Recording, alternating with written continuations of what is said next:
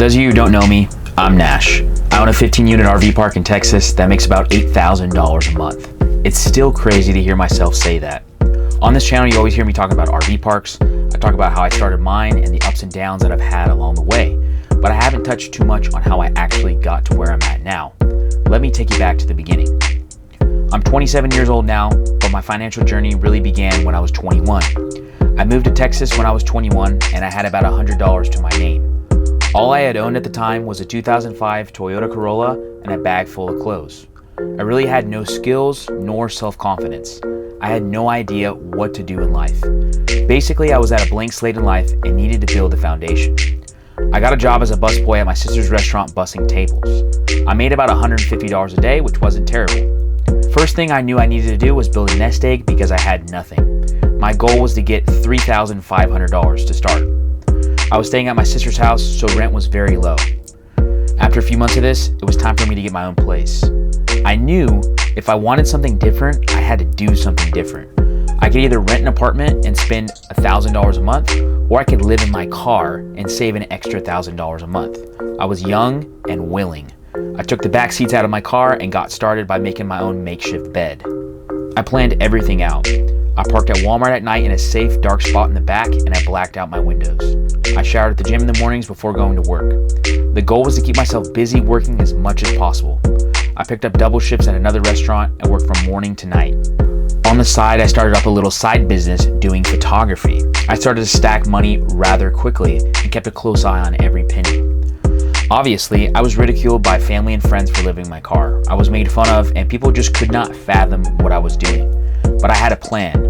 I was going to save as much money as possible, and when the time was right, I was going to invest it.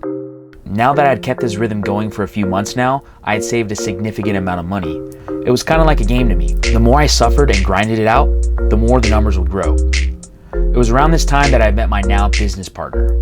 I was where I always am with my free time, in the gym. It was here that I had the first conversation with my business partner, and the rest was history. He told me that he was an investor, and that really intrigued me. It sounded so appealing, and I had never met anybody that was an investor. His business was flipping mobile homes. A dirty business, but he was making money. The idea was floated about working together, but flipping mobile homes was not in my intentions with the money that I had. A short time later, I got a text to go see a $3,000 mobile home, and I took the opportunity to go see it. It was really rough and had insulation coming out of the walls. But this is where I learned to see things for what they could be, not just where they're at. That same mobile home, some months later, would sell for $56,000. This is what got me intrigued with real estate investing. I did some more flips, and once again, the results were successful. But we saw something. We made some bucks on the flips, which were nice, but the real power position was to be the park owner, not just the park flipper. We knew we needed to think bigger. It was around this time when I was surfing on Craigslist and found a mysterious ad online. It said, 10 acres for sale, owner financing. It just so happened that it was in the same town we were flipping in. That ad had no photos, but we knew we had to see it. After driving out and see it, we knew it had a ton of potential. What was the most realistic option with this property? A long-term RV park. Why a long-term RV park? The cash flow numbers were strong, the feasibility was there, and it was what the market needed. With the profits from our mobile home flips, we purchased the property through an owner financing deal and only put down 15%. For only $620, we owned 10 acres of land. From this point on, we got to work. We installed all the infrastructure: water, septic, electric, road. It took some time and it required a lot of patience, but surely as it always does, the time passed. The entire time through this experience of both flipping mobile homes as well as buying the land and installing the infrastructure to start the RV park, I kept working full-time as a busboy.